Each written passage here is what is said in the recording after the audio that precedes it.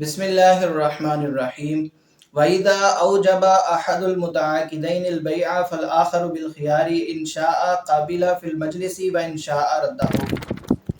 عزیز طلبہ، آج ہمارا دوسرا سبق ہے کتاب البیوع میں۔ آج ہم یہ پڑھیں گے کہ خیار قبول کیا ہوتا ہے اور خیار مجلس کیا ہوتا ہے۔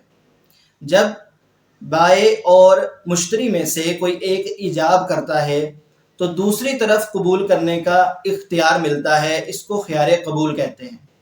مطلب ایسا نہیں ہوتا کہ ایک نے کہا کہ یہ شے میں اتنے میں بیچتا ہوں تو اس کے کہتے ہی جو مشتری ہے اس پر وہ چیز خریدنا لازم اور ضروری ہو جاتی ہے، بلکہ اس کو قبول کرنے کا اختیار ہوتا ہے۔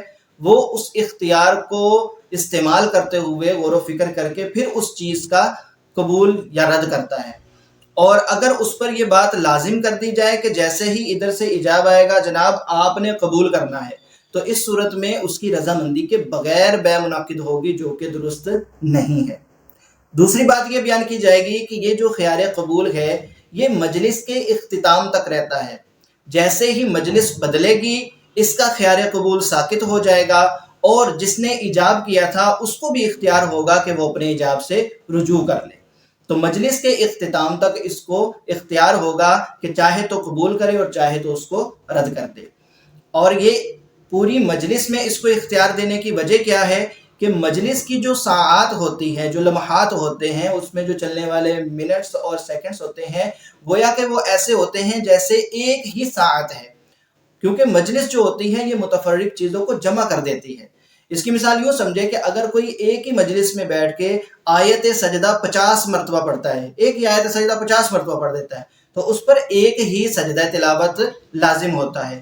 وجہ کیا ہے کہ جو مجلس ہوتی ہے وہ متفرق چیزوں کو جمع کر دیتی ہے، تو اس وجہ سے اس پر ایک ہی سجدہ تلاوت لازم اور ضروری ہوتا ہے۔ اسی طرح یہ بھی جب تک مجلس برقرار ہے تو گویا کہ وہ سارے اوقات جو گزر رہے ہیں اس چیز کو چیک کرنے میں، اس کی تفصیلات پڑھنے میں، جو بھی اس میں ٹائم صرف ہو رہا ہے، تو گویا کہ یہ سارا وقت ایک ہی ہے۔ یہ ایسے ہی ہے کہ جیسے وہ قبول کرنے کے وقت کو یوں سمجھا جائے گا کہ ابھی اس نے ایجاب کیا اور ابھی اس نے قبول کر لیا، یعنی اس پوری مجلس کو ایک ساعت قرار دیا جائے گا۔ اب کتاب کی طرف آئیے اور ترجمہ دیکھیے۔ فرماتے ہیں قال وَإِذَا أَوْجَبَ أَحَدُ الْمُتَعَاقِدَيْنِ الْبَيْعَ فَالْآخَرُ بِالْخِيَارِ۔ فرماتے ہیں کہ جب دو متعاقدین میں سے کوئی ایک بیع کا ایجاب کرے، فَالْآخَرُ بِالْخِيَارِ تو دوسرے کو اختیار ہوگا، إِنْ شَاءَ قَبِلَ فِي الْمَجْلِسِ اگر چاہے تو مجلس میں قبول کر لے، وَإِنْ شَاءَ رَدَّهُ اگر چاہے تو اس کو رد کر دے۔ وَهَذَا خِيَارُ الْقُبُولِ اور اس کو خیار قبول کہتے ہیں۔ لِأَنَّهُ اس لیے کہ لو لم یثبت له الخیار اگر اس کے لیے خیار ثابت نہ ہو، یلزمہ حکم العقد من غیر رضاہ تو پھر عقد کا حکم اس پر لازم ہو جائے گا اس کی رضامندی کے بغیر۔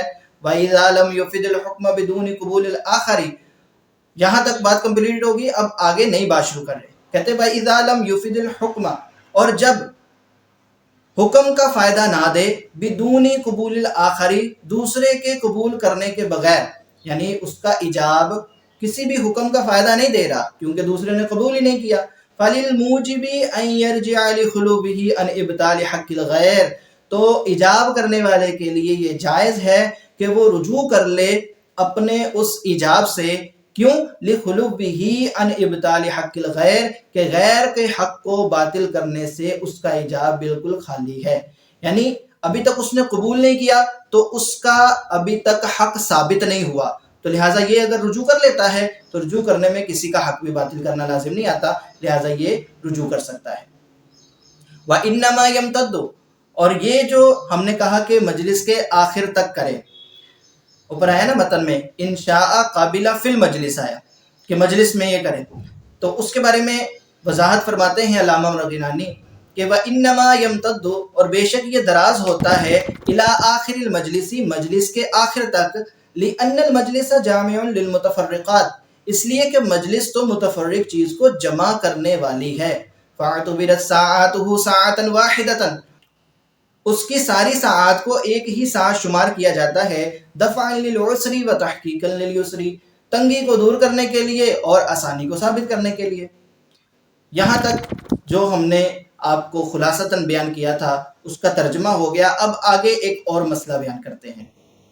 مسئلہ یہ بیان کرتے ہیں کہ ایجاب و قبول جو ہے وہ آمنے سامنے نہیں ہوا، بلکہ ایجاب کی صورت یہ بنی کہ کسی نے خط کے ذریعے سے ایجاب کیا، یا پھر ایجاب کی صورت یہ بنی کہ کسی نے کسی کے ہاتھ پیغام بھیجا ایجاب کے حوالے سے، یعنی کسی شخص کو بھیج دیا کہ یہ جا کے فلاں کو کہہ دو کہ میں یہ چیز بھیجتا ہوں، تو اس طرح کر کے ایجاب کیا۔